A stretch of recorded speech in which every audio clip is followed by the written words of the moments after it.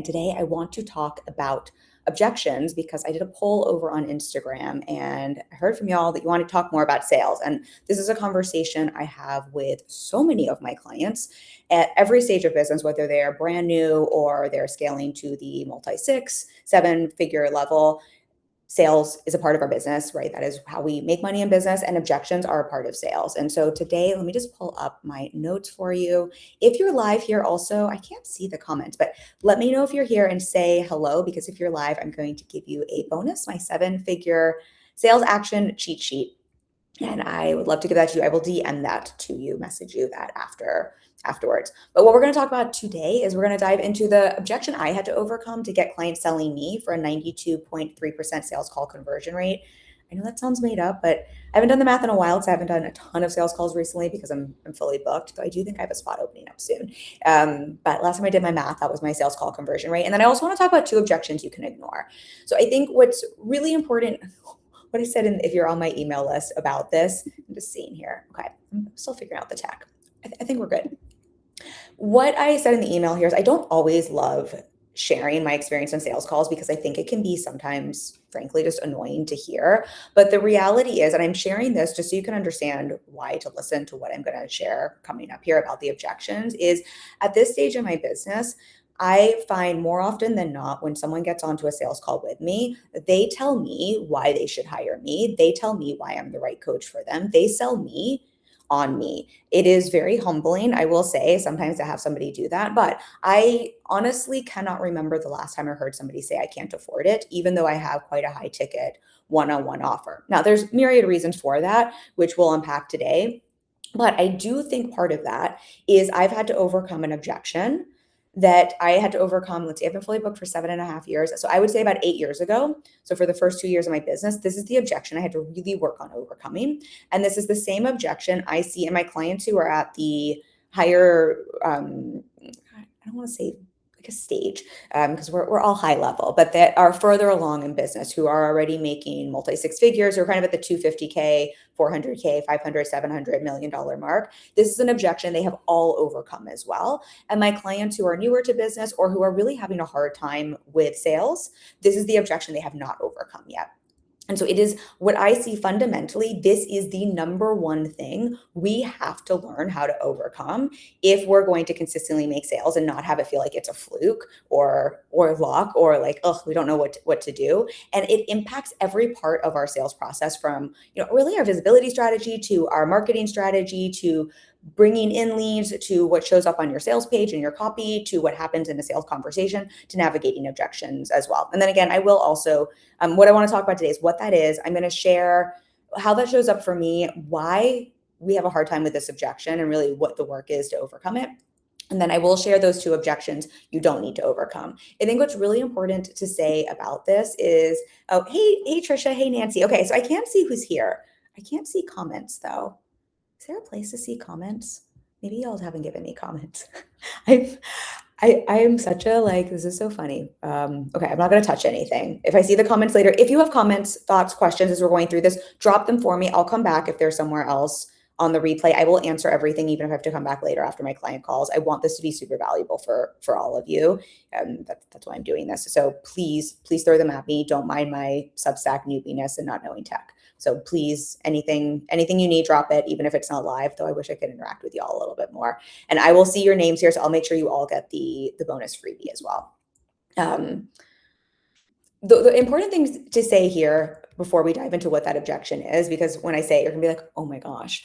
But what's important to say is none of this is because I have a magical script or a magical sales template, or the same thing I say to everybody on my sales page or in my CTAs or in my content. I'm pretty sure if you ask every single one of my clients, and I have clients who have worked with me for 6 years plus, I'm pretty sure none of them would say they hired me because I, said one word or one line. And I say that because what I find frustrating for so many of us, especially if you're attracted to my work, you are likely high achieving, you are likely driven, you are likely hyper independent, you are also likely heart-centered, very empathetic, you are probably a feelings people person, which means we like people. We don't want to be gross and manipulative and salesy and brosy. I think there is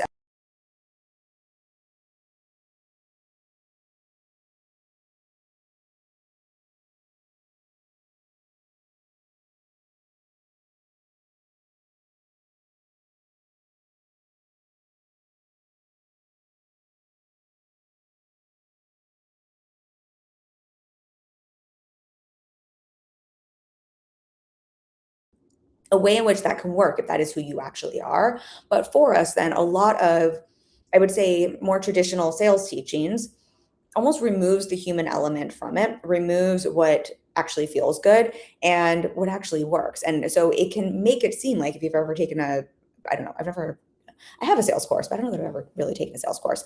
But I think a lot of them, from what I hear from clients, a lot of them will say, like, you need to say this one thing, or when somebody has an objection, you need to overcome it in this way, or like, you always say this. And I think it is just so much more nuanced when we are selling, because when we are selling, we are humans interacting with other humans, and humans are all different. And what I like to remind my clients is, when it comes to sales, just to make it really simple and to kind of take out all of the headiness, at the end of the day, what we are doing is facilitating a process to help somebody get clear on what it is they want.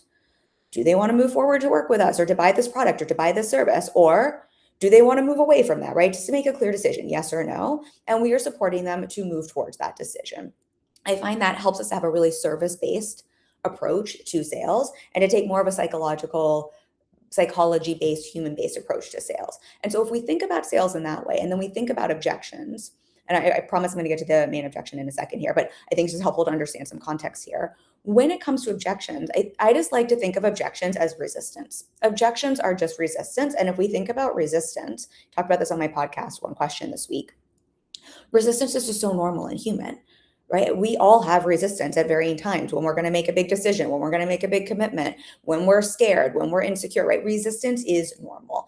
And so when it comes to sales, objections are normal. But I think so many of us think that there should be a way that we should never hear an objection, or that objections are weird, and that's part of what gets us heady.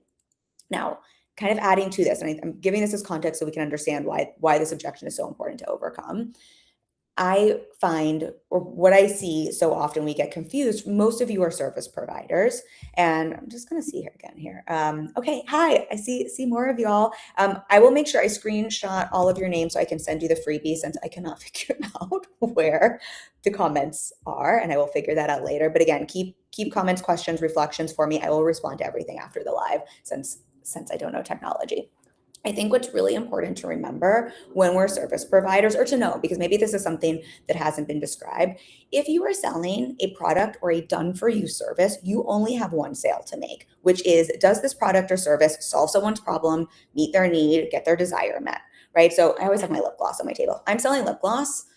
I don't know. In today's world, I would almost argue this isn't true, because a lot of us are buying also based on brands' values, and is something organic? Do they have the aligned, where's their money going? Like, who are they supporting politically? However, if we just keep this simple, when I buy this, it's basically, does this solve my problem? Does this meet a need? Does this meet a desire, right? When we are selling services, many of us are, if we're not doing a done-for-you service, if you're doing a done-for-you service, that's the only sale you have to make. Does somebody trust you to solve their problem, to meet their need, to get their desire made? If we are selling a service that is not done for you, that is done with you, we're a coach, we're a therapist, maybe we're a lawyer, maybe you're, I would say OBM is kind of like, COO is sort of like hybrid in between there, but something where I'm not just, let's say a copywriter is a little bit more done for you, something where I'm interacting with you, and the client has some stake, they have to show up, and they have to do something to also create the result. We suddenly have 3 sales we have to make. We need to sell them that this is the right offer, right? Like that our service can solve their problem, meet their need, meet their desire. We also have to sell them on us, right? Are we the right person for them? Is this the right fit? Is this the right approach? Do they like us? Do they want to spend time with us? I mean, I hate to say it, but that is part of it. And then we also have to sell them on themselves, right? Being able to show up for the coaching commitment, for the therapy commitment, to follow through with their part of the process. And we need to sell them on believing that if they show up with our support, with our program, with our course, right, when we have that happy marriage, that they're going to trust themselves to show up and to get that result. Hopefully this is tracking. So we can see why, if suddenly for many of us, we have 3 sales to make, there are 3 places that we can have objections. And so, of course, objections are normal. And I just say this again, because I think so often when we have objections, we're almost just like, oh, why do I have an objection? Like, this is like, I'm doing something wrong. And I will show you, or I'll talk to you about why I get so many fewer objections in terms of, people selling me on my services. But I think we just have to normalize this as a part of the sales process. Of course, somebody's going to have resistance when it's not just resistance towards you, but it's also resistance towards, oh, I have to trust myself to show up. Okay, so hopefully that is all making sense there. So if this is true, and we have these 3 sales to make, and one of those sales, which I would argue is probably the most important sale, well, there's 2, right? They need to trust that our product service can help them solve a problem, meet a need, get a desire. But the other thing there is they have to be sold on us. They have to be sold that they don't just like us, but that we've got them, right? That we are the right person to facilitate this work with them, right? We could say, I trust therapy. Let's say you use a DBT approach. I trust, or EMDR. I trust that, but I still have to trust the human behind that. And then I have to trust myself to show up for that. Hopefully that's tracking, which means the biggest objection we have to overcome, and that I have seen, this is the difference between baby business Kim, who was booking some clients and making some sales, but having a really hard time. I'd say my first 2 years in business, I had a hard time giving away free calls. And I definitely booked clients if I gave a free session and they got to experience the work with me. But those were far and few between. And I was making, I want to say between 3 to 5K per month. And then I jumped from 3 to 5K per month to 10K per month. My next month after a 10K cash month was a 24K cash month. And since then I have had 81, so next month will be 82, 81 consecutive 10K to 50K cash months. Right now, I mean, 50 is our high, but is a revenue sharing model, which is why it fluctuates. I would say it's more like 40K cash months. Sometimes it's closer to 30, sometimes it's more like 45. But just to give context there. So clearly, obviously, there's a shift in terms of price point and revenue share. But what is the big shift there? So much of the shift is I had to overcome this one big objection. And that objection was the objection I had in myself and not being sold on myself and my work. And I'm going to explain what I mean by this here, and then I'll share the 2 objections you don't have to overcome. I think this sounds almost overly simplistic, and I think we don't realize how much this impacts every single thing we do in our business and how we are selling, even when we are not selling, in everything we do. When I show up on Instagram, when I show up on Substack in a note, when I write an article, when I'm here on a live stream, everything I'm doing, even if I'm not selling, if I'm not sold on Kim, if I'm not sold and I don't trust myself as a coach in what I'm doing, in my work, in what I'm sharing with you here, I cannot communicate with you and build that trust that is required for you to be sold on me as the right person to support you, to facilitate a result, right? To support you, to hold you. If I don't trust myself and what I'm doing, and I don't believe this works, and I don't believe I have the capacity to hold a human, I hold my clients one-on-one. And like, yes, I'm a business coach. And obviously we talk messaging, marketing, strategy, ads, right? Sales, all of the things, but I'm also holding them in, I've client relationships for 6 years and all of their personal stuff, because I believe it is holistic and what is going on personally with you impacts your business. So if I don't trust my ability to hold a client through sticky things going on in their marriage, or what's going on with their kids, or the sticky dynamic with one of their clients, or with their team and their leadership, and just all the stuff they're feeling, if I don't trust myself, if I don't trust me and I'm not sold in my ability to do that, that is going to translate. The number one sale we have to make, and I always like to give credit where credit is due. My coach, Lacey Seitz, worked with her for 8 years. I'm pretty sure she's the one who got this in my brain. The first sale we have to make is we have to be sold on ourselves. If we are not sold on ourselves and we don't overcome those objections in ourselves, we will just have them mirrored to us over and over again. I was chatting with a client this week, and she's excellent at what she does. She's excellent at what she does. And she's been struggling a little bit in the sales conversations when it comes to navigating objections. And and I'm just taking another screenshot here so I can make sure, because I see some new people here, that I send all of you your freebie bonus. And keep sharing comments if you have them. I'll find them afterwards. I promise I'll answer your questions after, since I don't know where they are yet. But for this client, she's excellent at what she does. Her marketing is great. She's booking sales calls. And it's when it comes to the objections, things have felt really sticky for her. And what I was reflecting to her and what I noticed is when somebody gave her an objection, they can't afford it, or the timing's not right, what I noticed is really what was happening. Not that wasn't an objection for the person, but they were really mirroring back to her what they were picking up from her. I think we forget how much communication is both verbal and nonverbal.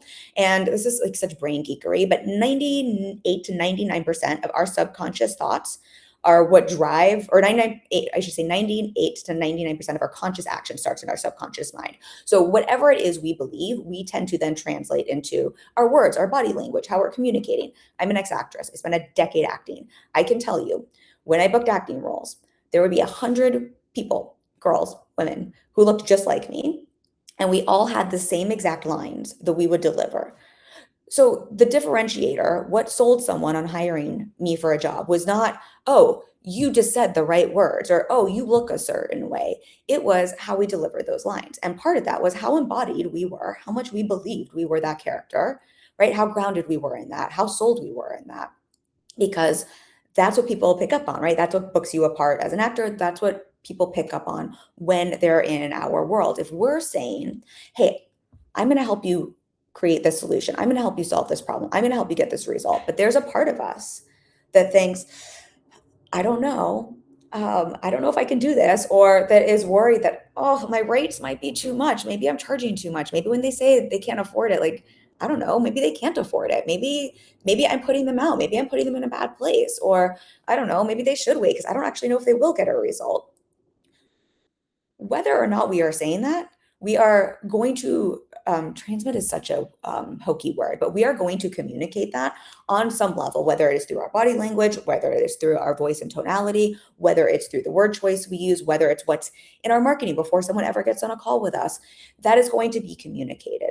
I honestly believe one of the reasons I have such a high sales call conversion rate, look, I think to be like fair and disclaimer, I have very few openings that become available at any given time. So part of it is just, I'm sure if I had 20 spots suddenly open up, that would not be the case because I would have far more calls. And so people wouldn't be, kind of waiting for a spot in the same way. I also have at this point, 215 podcasts. I don't even know how, 7 years worth of live streams.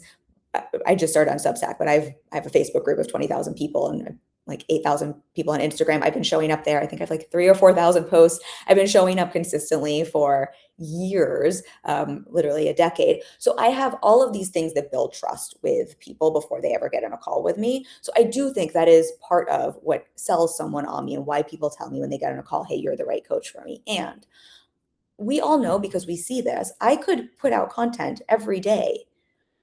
I did this for the first 2 years of my business. It's not like I wasn't sharing content, but I did that the first 2 years in my business where I wasn't sold on me, my ability to support people. I wasn't sold on my price point. It's wild. My first year in business, I helped a client scale from 10K months to her first 115K cash month into $1 million in business. I clearly knew what I was doing, but I had so much mindset-ish I needed to work through. That translated to all of my marketing and to everything I was doing. So of course that translated in my results. And so I think it's just really important to name why this is the most important sale we have to make. The thing I like to remind my clients is we have to be more sold on ourselves than the person we're speaking to. When someone gets on a call with me, the number one thing I get reflected to from clients when they're on a sales call is, this is not to pat myself on my back, but I have people say that they would pay for my sales calls. They're free. But I had someone tell me she would pay $1,000. It was so helpful. She got so much clarity. But the number one thing I get reflected is somebody said it was like a refreshing shower, but that they felt so seen. They felt so held. And what my clients often say to me is, you just are so confident. You are in your power in a call. And I just trust that you've got me. I just trust that there's kind of nothing I can bring you that you're not going to hold me in, that you're not going to be okay with, that you're going to judge me and that you're not going to be able to support me with, that even if you don't have the answer, that we're not going to figure it out together. And that's because I've done the work to overcome my own objection of, am I good enough as a coach? Am I good enough as a business owner? Are my prices okay? I've done the work and I've overcome that objection in myself where I genuinely believe if we're the right fit, I will also lovingly let somebody know if we're not the right fit. If I don't believe I can support someone, I'm not trying to get a client, I will tell them on a call, I love you. I think you're an incredible person. Here are 3 recommendations. I don't got you. Otherwise, if I'm having a sales conversation, I have overcome that objection in myself. And I feel very confident to tell somebody, I got you. I cannot promise a result. Results take time, right? That's just anything we do, whether you're a therapist, whether you're a business coach, whether you're a health coach, whether you're a relationship coach, or a therapist, whether you're a lawyer, right? We can't guarantee an outcome, especially when we're in a co-creative process where I use revenue share. I share 10% of revenue. I believe I can impact about 10%, right? I have to show up 100%. for that 10%, but my clients have to show up 100% for their 90%, right? It is a co-creative process. And I do fully trust myself to show up more than 100% for, if that's possible, for that 10%. I know I've got my clients. And so because of that, it's really easy for me to overcome that objection in every part of my marketing and my sales process. And then it's really easy when there's an objection. And if I do get an objection, I mean, again, this is why I think people sell me on sales calls. But let's say I were to have an objection, it's so much easier for me to be like, oh, of course somebody has resistance. This is a huge commitment. This is a huge investment. Like, they're trusting a stranger essentially from the internet to support them with their business. This is a bigger investment than most of us have made outside of college. Of course they have resistance, but because I don't believe their objection, because I'm not like, oh, I don't know, maybe I can't do this. Maybe they are right. Maybe this is too expensive. Maybe they can't get a result. Maybe they should wait. Because I've overcome that in myself, and because I only work with clients I fully believe I can support, it's so easy for me to then have that conversation to navigate that with somebody. And again, I'm just grabbing your names here. Oh, I can't see comments. Don't worry. She said, I love how you're tying it in with the acting, such a great example. Wait, that just means y'all didn't give me a comment before. So that's so funny. Okay. I know how to see comments. This is so exciting, but I am grabbing your name so I can send you all the 7-figure sales action cheat sheet. Love seeing you all here. Hi, John. Hi. Is it Marilyn, Nancy, Trisha? Oh, this is so fun. Lydia, Jackie, Claire. Oh, hi, Claire. Is it Dean, Diane? Oh, this is, y'all, I've been doing this in my Facebook group forever and not on Substack. Well, thank you for welcoming the new girl on Substack. You all are making me feel so welcome. This is very fun. I'm just so excited I can see messages. Don't mind me as I nerd out. But that truly is the biggest objection to overcome.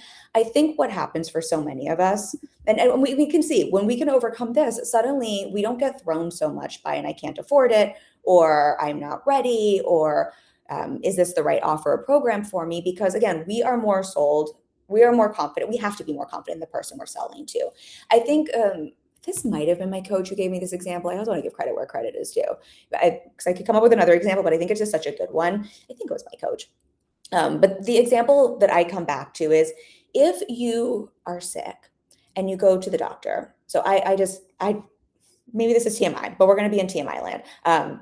I'm a woman of a certain age. Went to go get my mammogram recently, and I had, there was something sus. And so I had to go back.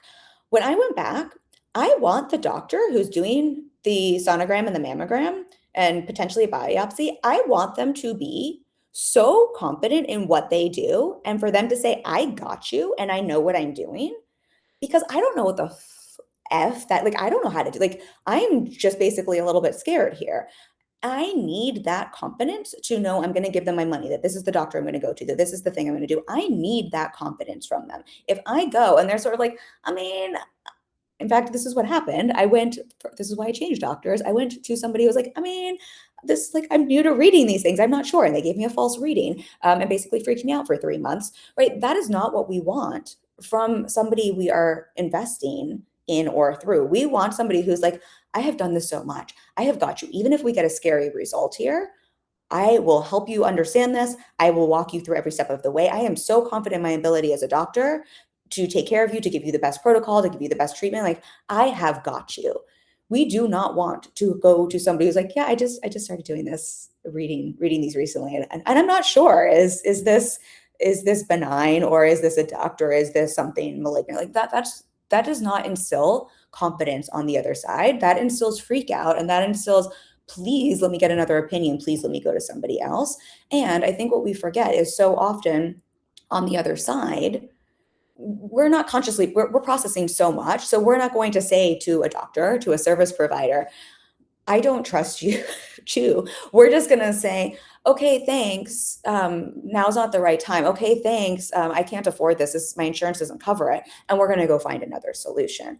And so I think that's just something we have to remember. That's why it is so important. It comes into everything. Okay, I'm hitting you all over the head with this.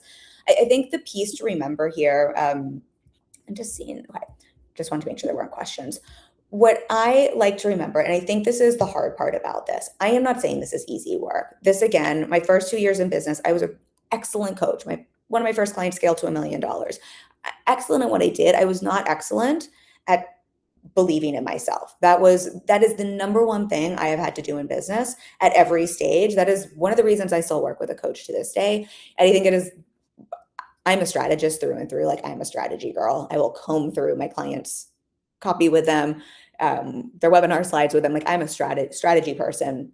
I crush it on ads, all of that. And I'm a mindset person more than I'm a strategy person, because I have seen in myself what a difference it makes. I have seen when I wasn't sold on myself and I had all of these objections in myself, how much they got reflected back to me, how much they got mirrored to me, how much they would show up. Somebody would get on a call and basically we forget that we tend to attract what we put out, right?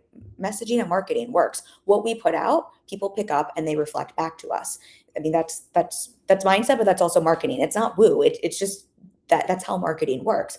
And so this was the number one thing my first 2 years in business that I really had to work through to make that big income leap. And again, I see this at every stage, as I scale, right? It's a new set of things to kind of work through. I say new level, not new level, new devil, but new level, same devil. But I think what we forget when it comes to business, when it comes to marketing and sales, that I think is tough for us when it comes to being sold on ourselves, because if you're like me and many of my clients, that can feel very conceited, very braggalicious, very gross and bro marketing. I just need to sip my coffee. I think many of us, depending on our conditioning, I know a lot of my conditioning, not just my trauma, but just different conditioning I've had. If you're a woman, if you're just in terms of societal conditioning, good girl conditioning, it teaches us that it's not nice to own our worth. It's not nice to believe in ourselves, that is gross, right? It is very uncomfortable for many of us. And so oftentimes, while this is simple, it is not always the easiest. And I just say that to normalize that. Oftentimes there's a lot we have to unpack there, because we're either unpacking conditioning from well-meaning parents, or good girl conditioning, or good boy conditioning, or societal conditioning, messaging we've received, or we have received through shitty experiences, being on the other side of sales processes, where we are told it is not okay to shine. That's a whole nother live stream we could do in terms of what to unpack. And so I do think this is very uncomfortable for many of us. If I go back to my first 2 years in business, I think if I think about how I showed up in coaching calls, I was very confident as a coach. I don't think I could have supported a client to those results if I wasn't. But taking that and translating that into marketing and sales was a whole different can of worms, especially when I was saying, pay me money for this. I mean, this is absurd, y'all, but this will show you how sold I was on my coaching, but not how sold I was on myself and charging for my coaching. That client I helped scale to $1 million, I charged her, I think it was $100 a month or $100 a session. So, we live and we learn. But that just shows you where my belief was in terms of the energy exchange, in terms of that objection for, can somebody afford this? What is the value in terms of that energy exchange and that support? And what I realized is, and what I learned through that process and what I want to share here is overcoming that objection to myself. What that really was about, and what I think that is about for so many of us. I think many of us are more confident than we give ourselves credit for, are more sold on ourselves. Most of us wouldn't start our business if we weren't. But I think we get uncomfortable and we have all that conditioning. And so I think what happens so often is we are unintentionally giving our power away. We are changing the power dynamic in a sales conversation. This isn't to call anybody out. I did this my first 2 years in business. But instead of being in our power and not in the power dynamic like we're gross and trying to manipulate people, but in terms of, it is our job in a container, in a sales conversation, to lead the call, right? To say, I am the person who's got you. You do not have to caretake me. I am here to not caretake you, but to take care of you. We tend to shift that when we aren't sold on ourselves. And what we do is we kind of forget our job is to lead the call, is to be in our power, is to say, I got you. And instead, we're really asking the person we're speaking to take that power and to validate us. We're really looking for someone to say, you are good enough. We're really looking for someone to say, like, your prices are good. And if we don't hear that, we're like, oh, well, they're right. And we don't even realize what's really happening is there's been a power dynamic shift. We've given our power away. And really, we're just having reflected back to us what we internally believe. Of course, if you hear, I can't afford it, or I'm not ready yet, that does not always mean that somebody is reflecting back to you what you hear. That's why I open this conversation with, objections are normal. Resistance is normal, especially when we are selling high ticket offers, even low ticket offers. The objections I have over an overpriced lip gloss, you know what I mean? Like, are normal, because I value, I not to be obnoxious, but I have a lot of money. I make a lot of money. Money is not an issue for me. I can buy pretty much whatever I want. And I really value my money and I don't like wasting it. And I care about where I put my money. So I still have resistance and objections, even over like 27 or 37, however much this is, dollar items. So again, I don't want us, because I'm not working with everybody here one-on-one, I don't want someone to walk away from this conversation thinking, if I hear I can't afford it, if I hear I'm not ready, that is a reflection that means that in myself. However, if you have objections and you're not fully sold on yourself, your work, your offer, your price point, and you're hearing, I can't afford it, I'm not ready, insert whatever. And then you see that person on vacation next month, where they clearly could afford it. It might be an indication that the objection you need to overcome first is the objection you have in yourself. And then that is the work to do. And when you do that work, that is the domino that knocks everything else down. Again, I cannot tell you how much I do not have, like every single sales conversation I have is really about listening, getting clear on what somebody wants, helping them to move towards that decision, right? Navigating that conversation. I don't have a script. I don't have a template. It's not like I say some magical thing to people. I often will check with somebody, and if anything, anti-sell somebody to make sure they really are a fit. I've told plenty of people, hey, I'm not sure. Let's check this. So just to say, but that comes from a place of confidence, and that comes from a place of I'm really sold on myself, and I want to make sure I'm bringing in the right fit client. And I say that to say, I promise you, this is the thing more than anything. It is not like some magical, like there is not a magical sentence you can say that like overcomes people's objections. I like that stuff makes me bonkers. Okay, I'm going to shift to the 2 objections now that you do not have to overcome, because we've talked about this one. I'm just seeing a couple of other nice names on here. Hi y'all. Thank you so much for being here. You're making the new girl feel very welcomed and loved. Okay, so 2 objections you can ignore. That's the one objection. I will never tell you what you have to do as a coach, and I'm going to tell you that's the objection you have to overcome if you want to take your business to 6, 7 figures. You can sell without that. Look, I sold without that. I was making 3 to 5K months. You can absolutely make sales without overcoming that. It will be very, very, very challenging to do that at scale and to do that on a larger level without burning out or to be able to increase your prices or anything like that. So that's the objection you have to overcome. There's 2 objections I believe you do not need to overcome, and I think they're helpful to understand. So the first one here is the misfit client objection, and I'm going to explain what I mean by this. So this is when you are having a conversation or someone on a landing page or in the DMs, wherever that is, and you have an objection from somebody, and what you realize is through that objection, it actually indicates that somebody is not the right fit client for you.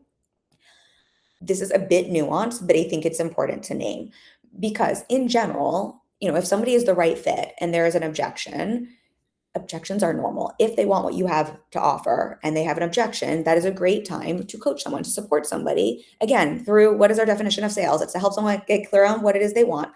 I want to work with you. I want your product. I want your service. And then to help them move towards that. But I have an objection. Great. Let's unpack that and help them move towards what it is they want. If they don't want to work with you, let's unpack that and help them move towards what that is, what they want, and get a no. A no is still a win because that is a clear decision.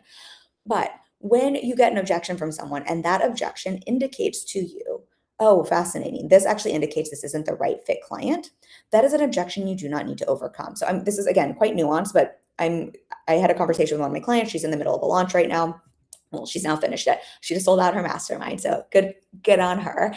She's had a second cohort of her mastermind sell out, and she was having sales conversations with people. And she actually messaged me. I shared this in the podcast this week, but she actually messaged me. And she's like, she is somebody who will lean in. She's super sold. She has overcome the first objection here. She is sold on herself. She is sold on her program. She's great at sales. She's willing to do the things. And she's like, Kim, I have to be honest. I'm having so much resistance around, there was somebody who was having an objection, and we kind of unpacked what was coming up around that. And I'm omitting some details because confidentiality is a top value of mine with my clients. So I'm just keeping this a little bit broad, but hopefully you can pick up the context here. And what I left her, it was over the weekend. So I just left her a voice memo, and I was like, hey, look, normally I would suggest, we lean in, here's what I would suggest saying. But what I'm hearing from you, what it really sounds like is the reason this is feeling sticky, the reason you're having so much resistance is it sounds like because this person said XYZ, they're really indicating to you that they're not really the right fit, especially in a mastermind container where it's really important to you who's in that container, what type of person that is, how they're going to interact with one another. It really sounds like, yes, you could say these things to get the sale, but this isn't the sale you really want. And this isn't the client you really want in that container. If that is the case, that is not an objection you need to overcome. I think it's so important for us, especially, it's one thing when you're selling a product or a course where there's no interaction, but I think even then, right, we still want to sell to the right fit clients. We don't want to just sell to anybody and just to get a yes. The idea of just getting a sale, like, look, there are things you can do to just get a sale. There are a lot of gross things. Look, we're seeing I don't know where everybody stands politically, but we are seeing on a global scale how you can manipulate people quite easily, right? There are things you can do just to get a sale. But if you are a conscientious business owner, but also just in terms of good business strategy, and you don't want to just make a sale once, but you want to keep a sale, and you want to have client retention, and you want to have word of mouth referrals, and you want to have great testimonials, and you want people to have a great experience in your program, the goal is getting the right fit client to our sale. And so when you hear from a misfit client and you hear an objection, permission to just see, like, yes, you could lean in. Yes, there are things you could say. Yes, I know there are times I've spoken to people, I'm like, I know exactly what I could say or do to get a sale here. And that would be so in disservice of me and my work. And that would be so in disservice for the person I'm speaking to, because what I really believe, like, I don't believe we're the right fit, or I do believe they need something different. And that's really important. So that's one objection, permission to trust yourself on that and to believe that, like, that is not you being a bad salesperson. That's not bad money mindset. That's not bad, I don't know, whatever trash people are talking about online. That's just being a good, smart business owner. Okay, I'm screenshotting your names, y'all, so I can make sure I send you the freebie I promised, because I don't know another way to do that. The other objection that you don't need to respond to, or that you don't need to overcome, is when you hear an objection that is actually a polite no. So this is also a bit nuanced, but I'm going to explain what I mean here. I think what we are taught overall, or not we, but what I hear people are taught so much in sales is that, if it's, what is it, Steve Chandler's quote, yes lives in the land of no, which I do believe, but I think that gets twisted to mean if somebody says I can't afford it, if they say I'm not ready, if they say they need to wait, if they say they need to speak to their husband, whatever that is, that basically anything we hear is just an opportunity for us to lean in and to assume that that is an objection, and to assume that that means either they're scared or they don't want this badly enough, or it's an excuse, and that we need to overcome that. Big picture, oftentimes that is the case. But our job as we're all salespeople, whether we like it or not. If we are in business, we are all salespeople. Our job is to start to create discernment between, is this somebody, remember, again, our definition, we are helping someone clear on what it is they want, move towards that. Is this somebody who has said, this is something I want, but I have an objection? Or is somebody who actually does not want what we have to offer, but does not have the communication tools, or feels put on the spot, or is a people pleaser, or wants to be really nice, or has good girl conditioning or good boy conditioning, and does not know how to tell us that? And so the easiest way for them to get themselves off the hook is to say, I can't afford it. I'm not ready yet. I want to wait. I need to speak to my husband. I know Kim today has no problem very clearly letting somebody know, hey, this isn't for me. I know Kim, I don't know, probably 8-9 years ago, absolutely did not have that. Clearly what we're talking about here, right? I had some work to do. I'm a recovering people pleaser. I'm pretty sure what I would tell people was, I can't afford it. In fact, I know I had $50K sitting in savings and told somebody I couldn't afford it because I didn't know how to tell them no. And so it is really important for us to have that discernment, because I have, in that situation where I have $50K sitting in savings, this was when I started my business, I told 2 people I can't afford it. One person I told, and it was actually, I was scared shitless and I really wanted what they had. And I just didn't trust myself, and I needed them to lean in and support me through the objection, and to support me through my fear and through my trust. I needed them to step into their role. But that person did not overcome the first objection we talked about and was not sold enough in themselves. And so they just basically yesed me and said, okay, which made me feel like shit. So I was like, wait, you're saying I can't afford this? You're saying I'm not good enough, right? That's an indication of they need to overcome their own objection. I can see this now looking back. And I wish they had leaned in. I have also at that time told people I can't afford it when I clearly could, because I just didn't know how to say, and they didn't give me an opportunity to say, this isn't the right offer for me, or I'm not really clear on how this can support me.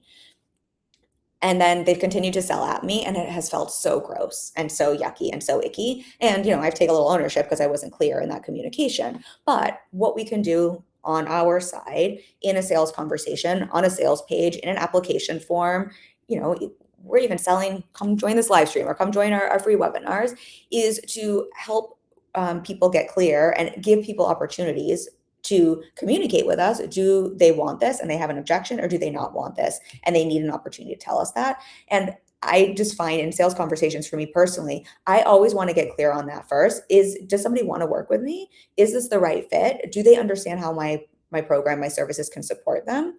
If not, I don't even want to talk about moving forward or about objections, because we have to get clear on the first things first. And then if somebody wants to work with me, if they're a yes, then objections make sense to navigate. Otherwise, it's not actually an objection.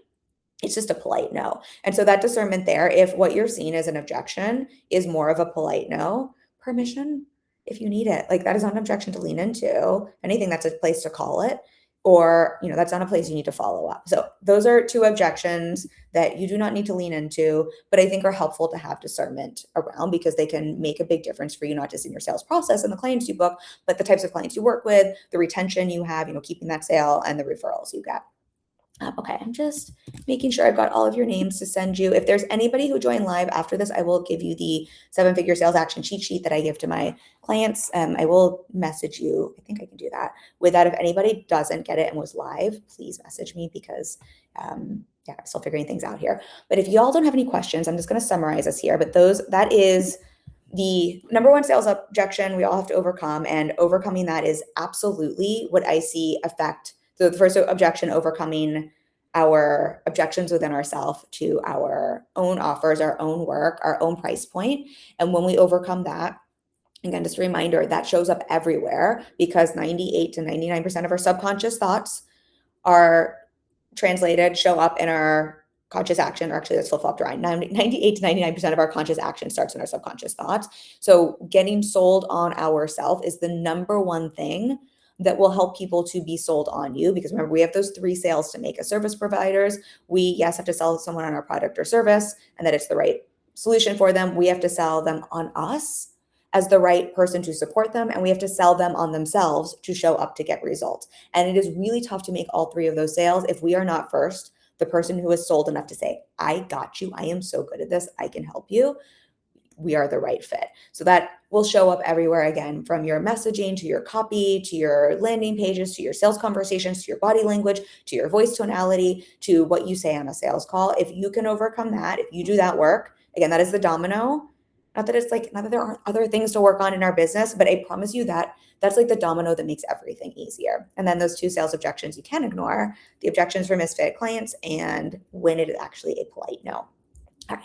Thank you all again for being here. Oh, Nancy has a thought question. She said, wow, I never thought about how maybe they really do want to work with us and their hesitation is really them just needing a little more reassurance and feeling of safety and not really a no.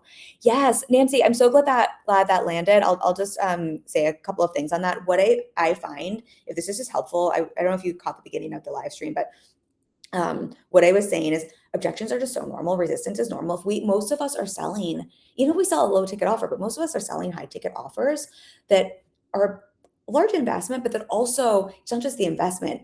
I think if we trusted the investment would get us what we're paying for, it's a lot easier to get on board with. But so many of us, it's not that we don't trust the person, unless they're not sold on themselves, but it's not that we don't trust the coach or the therapist or the service provider or the OBM or the copywriter or the designer. So often we don't trust ourselves to show up for that investment, or we don't think, we're good enough to actually get a result. I cannot tell you how many of my clients, this was me with my coach. When I hired my coach 8 years ago, I remember being like, am I good enough for her? Is she going to keep me? That was my hesitation was not her. I'm like, she's the queen. She's amazing. I know she's good. I know she's got me. And I know I will show up for my investment, but I was sort of can I get a result? And so many of us, when we have objections, what we're really looking for is, it's really often about our own fear, our own insecurity, our own lack of trust in ourselves, our own perfectionism, right? When it's a readiness time thing, what we're really saying is, I am in fear and I am waiting for the perfect time that will never come, because I believe if I can control everything, if there's the perfect time, then I can guarantee I won't fail. So a lot of times we're really looking for somebody to support us through that. I always think of it as what's the thing under the thing? Dagmar says, that was amazing. Kim, thank you so much. This has been absolutely brilliant on all levels. Oh, thank you so much. I so appreciate you being here. I just appreciate you all so much. This has been so lovely. I'm loving Substack as well. If anybody has any other questions after I hop off, feel free. I think you can still leave comments. I will pop back and make sure I respond to those, especially if you're watching on the replay. If anybody is interested in how I work with clients, I am generally fully booked. I do think I have a spot opening up in May though, because I believe one of my clients is graduating. So I believe I will have one spot in May. So feel free to reach out. I always offer a free coaching consultation. All right. Thank you. Thank you. Thank you. I will see you all soon. We'll do this, I think, probably monthly. So if you have any specific topics you want me to dive into, outside of a written Substack, let me know. I'm always open to making sure to dive into what's most supportive for you. Thank you again, y'all. I think I ended here.